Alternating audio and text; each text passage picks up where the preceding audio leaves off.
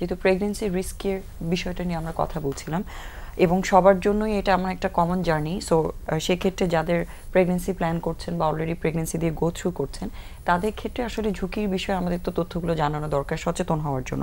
So এই high risk pregnancy বা ঝুঁকিযুক্ত প্রেগন্যান্সির বিষয়ে আমাদের দর্শকদের কি জানাতে চান?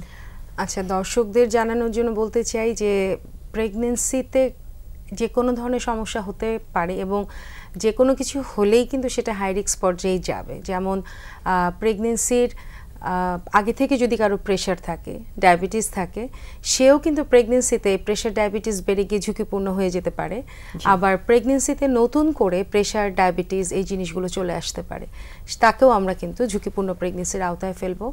আর তার পাশাপাশি আপনার আরও কিছু সমস্যা যেটা শুধুমাত্র প্রেগন্যান্সি ওরিয়েন্টেডই হয়, যেমন ধরেন যে কোনো সময় খুব পেটে ব্যথা হওয়া, ফুল আলগা হয়ে রক্তপাত যাওয়া, অথবা সময়ের আগে ডেলিভারির ব্যথা উঠে যাওয়া, কিংবা পানি ভেঙে যাওয়া, বাচ্চার শরীরের কোনো একটা অংশ যেমন হাত পা অথবা নাড়ি বের হয়ে আসা, এই সব জিনিসগুলোকে আসলে আমরা ঝুঁকিপূর্ণ প্রেগন্যান্সির মধ্যে ফেলে দিই।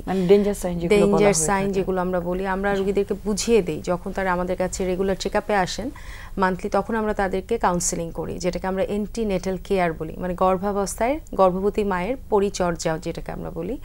তো এই সময়টাতে আমরা আসলে ডেঞ্জার সাইনগুলোকে তাদেরকে অবহিত করি।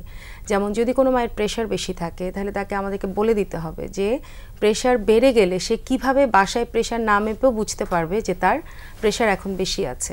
যেমন গর্ভাবস্থায় প্রেশার বেশি থাকলে কিন্তু আমরা গর্ভবতী মায়েদেরকে বোঝানোর জন্য বলে দেই যে তোমার কিন্তু যদি পায়ে পানি চলে আসে এবং সেটা যদি সারা রাত ঘুমানোর পরে সকালে উঠেও যদি সে পানিটা থেকে যায়, তাহলে তোমাকে বুঝতে হবে যে তোমার প্রেশার বেড়ে যাচ্ছে অথবা বাড়তে আছে কিংবা বেড়ে যাওয়ার একটা সম্ভাবনা আছে।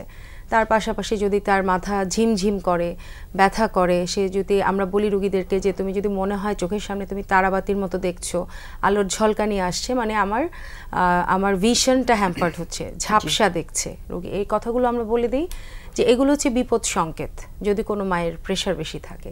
তেমনিভাবে ডায়াবেটিসের একটা মা, তাকেও আমরা বলে দিই যে তোমার কিন্তু সুগার কন্ট্রোলে থাকতে হবে। সুগার যদি কন্ট্রোলে না থাকে তাহলে কিন্তু তোমার পেটে যে পানি আছে, যে পানিটাতে বাচ্চা আছে, এই পানির পরিমাণ তোমার অনেক বাড়তে থাকবে এবং বাচ্চাও অনেক বড় হয়ে যাবে, তাতে পরবর্তীতে তোমার নর্মাল ডেলিভারিতে তুমি নাও হতে পারে তোমার নর্মাল ডেলিভারি।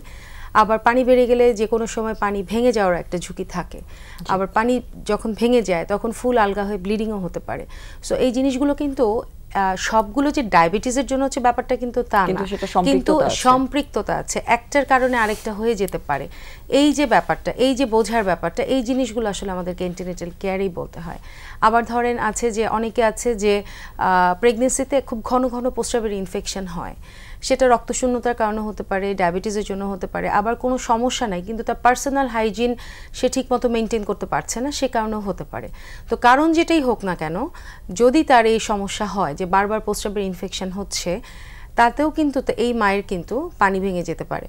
আবার বাচ্চার বৃদ্ধিতেও প্রবলেম হতে পারে। এই বাচ্চার বৃদ্ধির প্রবলেম কিন্তু ডায়াবেটিস একটা মায়ের যখন বাচ্চার ওজন অনেক বেড়ে যায় সেটাকেও কিন্তু আমরা মানে ঝুঁকিপূর্ণ অবস্থার মধ্যেই ফেলি। আবার অতিরিক্ত প্রেশার থাকার কারণে কিন্তু উল্টাটা হয়, বাচ্চার ওজন বাড়তে চায় না।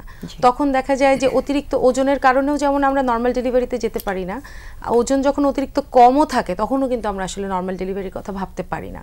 এই কারণে সব কিছু মিলিয়ে ওভারঅল হাই রিস্ক প্রেগনেন্সি মায়েদের অ্যান্টিনেটাল কেয়ারটা যেমন অন্য মায়েদের তুলনায় একটু বেশি সংখ্যক হতে হয়, তাদের কিছু অতিরিক্ত পরীক্ষা নিরীক্ষাও করতে হয়, তেমনিভাবে তাদের আসলে ম্যানেজমেন্টের জন্য সেটা থ্রু আউট দ্য প্রেগনেন্সি বলেন কিংবা ডেলিভারির সময় বলেন, আমাদেরকে একটু বিশেষ সচেতনতা অবলম্বন করতে হয়।